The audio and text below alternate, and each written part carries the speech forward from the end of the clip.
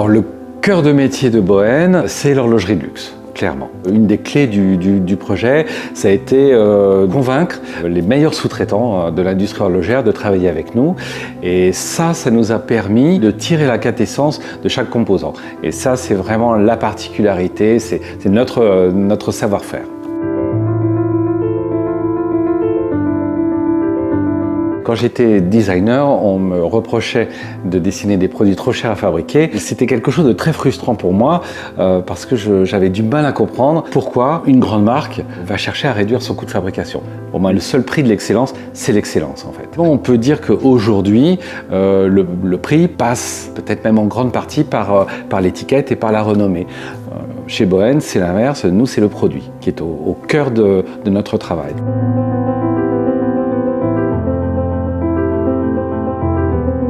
Qu'est-ce qu'on a changé à nos idéaux? La réponse est simple, c'est rien. En fait, au contraire, Bohen, ça a été pour nous l'occasion de vérifier ma théorie, qui est qu'on ne négocie jamais le prix d'un composant, on négocie une qualité, c'est ça qu'on négocie. Donc ça nous a permis de convaincre les meilleurs sous-traitants d'accepter de travailler avec nous. J'insiste toujours sur ces mots-là, mais pour moi le luxe ne passe que par l'exception. Bohen ne réside que sur cette promesse et sur cet engagement, et c'est ça qui déterminera de notre avenir. Le jour où on change ce paramètre, je pense que Bohen n'aura plus de raison d'exister.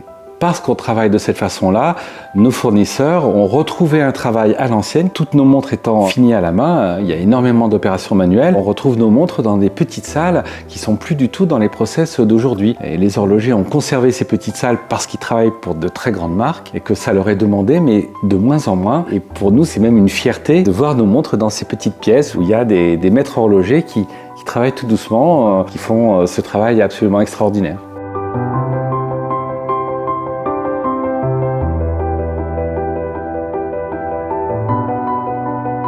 Grâce à cette relation d'excellence avec nos fournisseurs, les grands gagnants sont nos ambassadeurs et nos clients. Pourquoi les grands gagnants? Parce que, entre autres, non seulement il y a cet aspect de qualité, mais aussi il y a le fait que Bohen a choisi de vendre directement ses montres sans intermédiaire. Peut-être même qu'on est les seuls dans ce créneau de luxe à le faire. Ça veut dire effectivement que notre client va pouvoir acheter une montre à peu près au quart du prix qu'il la paierait dans un point de vente physique. La plupart des gens, surtout dans notre niveau de gamme, n'achètent leurs montres que dans des magasins. Donc c'est quelque chose d'assez nouveau.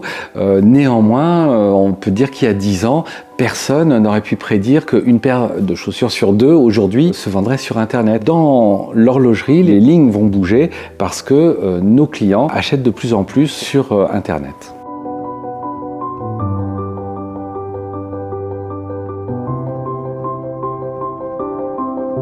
Une montre, c'est autre chose qu'un cadran, qu'une paire d'aiguilles, un verre, une boîte et un mouvement.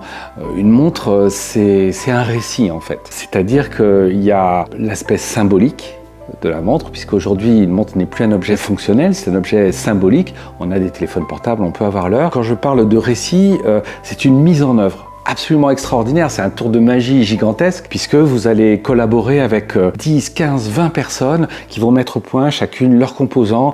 Il y a une notion de synergie et nous, chez Bohen, chaque composant, on va chercher qu'est-ce qui va écrire quelque chose de différent par rapport justement à une montre basique. C'est un objet qui va durer une vie, qui va se transmettre d'une génération à l'autre.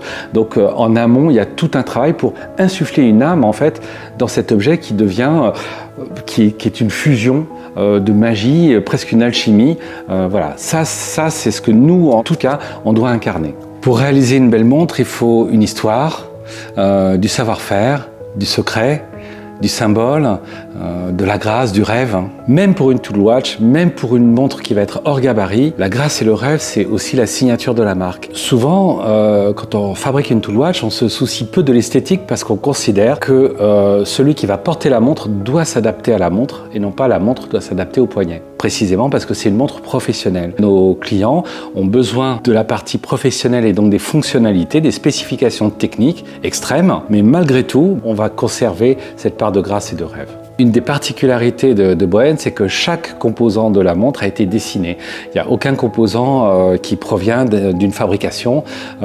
Tout est fait dans notre bureau d'études et fabriquée selon un cahier des charges assez extrême. Ça, c'est vraiment quelque chose auquel on tient beaucoup. On ne peut pas se contenter de considérer qu'une montre, c'est de la matière. C'est une fusion de connaissances, c'est une fusion de savoir-faire, c'est une fusion d'expérience, d'exigence. C'est ça qui va vraiment constituer une montre de luxe et une montre d'exception.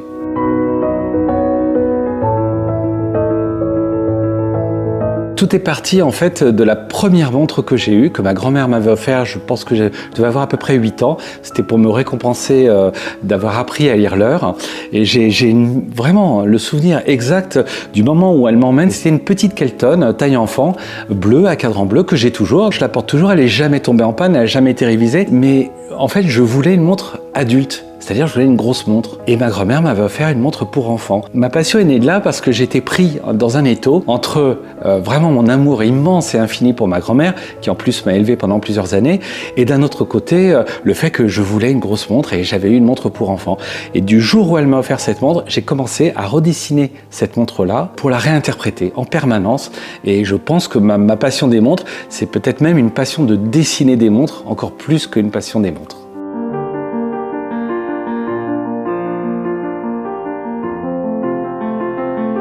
La montre de plongée, elle représente des impératifs techniques, des contraintes qui sont gigantesques en fait. Tant qu'on fait une montre étanche à 200-300 mètres, bon, c'est gérable. Au-delà, ça devient vraiment une démonstration de savoir-faire et de technicité que nous, on voulait montrer parce qu'on la possède. Ça n'a pas été très difficile de convaincre les sous-traitants de travailler pour nous. D'abord parce qu'on avait ce carnet d'adresses qui est déterminant pour travailler avec des sous-traitants de grande classe. Et l'autre chose, c'est que notre projet, il reprend une forme d'horlogerie à l'ancienne. Et ça, généralement, dans l'horlogerie, on aime beaucoup, donc il n'y a pas eu de difficulté de ce côté-là. En revanche, ce qu'on peut dire, c'est que le gabarit de la montre, qui était vraiment hors gabarit du fait que c'est une montre de plongée étanche à 1000 mètres et une vraie 1000 mètres, ça a été une vraie prise de risque, puisque les gens sont plutôt en recherche actuellement de montres assez fines, assez plates, etc. Nous, on a considéré qu'on produit tellement peu, en fait, que c'est important pour nous de faire des propositions totalement sans compromis. Et la prise de risque, en fin de compte, c'est ça aussi qui nous a permis de rentrer tout de suite. C'est la presse qui l'a dit, elle est consultable sur Internet. On nous a tout de suite placés vraiment dans la cour des montres professionnelles, la cour des grandes marques, alors qu'on est minuscule.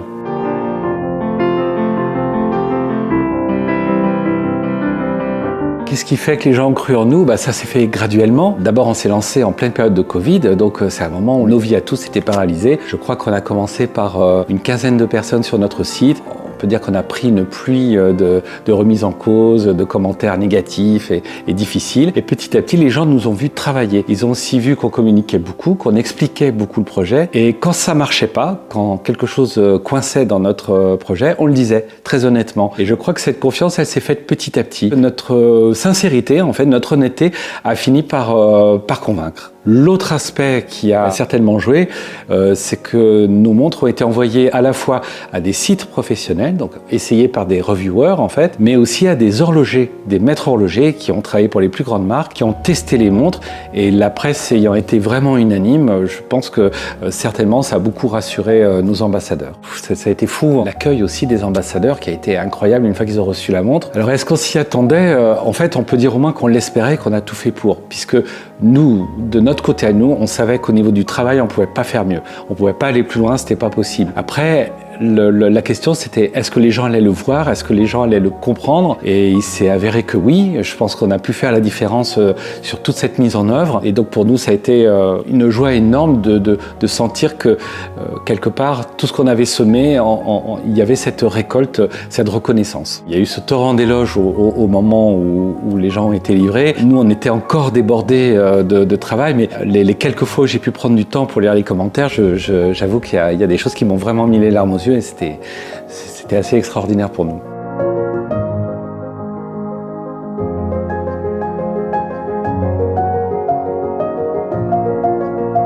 Notre nouveau projet, la Star Diver, c'est un projet très ambitieux. On pensait avec la bonne Milmer qu'on avait fait un petit peu le tour des difficultés. Avec le projet Star Diver, là on est parti sur quelque chose d'incroyable. On a même dû changer de fournisseur pas pour prendre des fournisseurs meilleurs, parce qu'ils sont tous aussi excellents les uns que les autres, mais on avait besoin d'expertise très particulière dans certains domaines. En dehors de la tête de montre, il y a vraiment un événement sur le bracelet, puisqu'on va sortir une première mondiale, qui est un bracelet entièrement ajustable et micro-ajustable sans outils. Ça veut dire que chaque maillon est détachable et vous permet de régler la montre à votre poignet, que votre poignet mesure 15 cm ou 21 cm. Et il y a une boucle ajustable à crémaillère, comme sur la plupart des très bonnes montres de plongée, mais à double commande. Et là, c'est unique. C'est vraiment quelque chose d'exceptionnel. Ça a été vraiment très complexe à mettre au point. C'est quelque chose que j'aime dire, la Bowen Milmer, c'était une montre de luxe professionnelle et la Bowen Stardiver, c'est une montre professionnelle de luxe. Et j'aime cette notion de montre professionnelle de luxe parce qu'encore une fois, ça nous ramène d'un côté à l'exigence professionnelle et la performance technique et par ailleurs au raffinement et au travail qui doit être fait sur une montre d'excellence. Le bracelet qu'on a développé, c'est le bracelet en acier de montre de plongée le plus cher jamais produit. C'est quelque chose de fou. À lui seul, il coûte le prix d'une montre Swissmed. C'est ce que nous a dit notre fabricant qui, lui, fabrique le bracelet pour une des montres les plus iconiques de plongée qui existent et dont on considère que leur bracelet est vraiment absolument extraordinaire, quoi. La Stardiver, c'est clairement une débauche de composants engagés, de formes engagées, de décisions fortes. C'est-à-dire une aiguille totalement surdimensionnée parce qu'on s'adresse à des plongeurs professionnels, une luminescence qui est vraiment au taquet. Chimiquement, on ne sait pas faire mieux, à part revenir au radium qui est totalement interdit pour des questions de radioactivité. Une soupape hélium qu'on appelle la DOFX qui préfigure quelque chose qu'on est en train de développer. Un cadran extrêmement profond, comme pour la Bowen Milmer, c'est notre signature. Mais il y a une raison à ça, c'est qu'un plongeur, quand il descend sous l'eau, il y a un effet loupe et si le cadran est profond, l'effet est augmenté. Ça donne une lecture de notre cadran qui est absolument incroyable.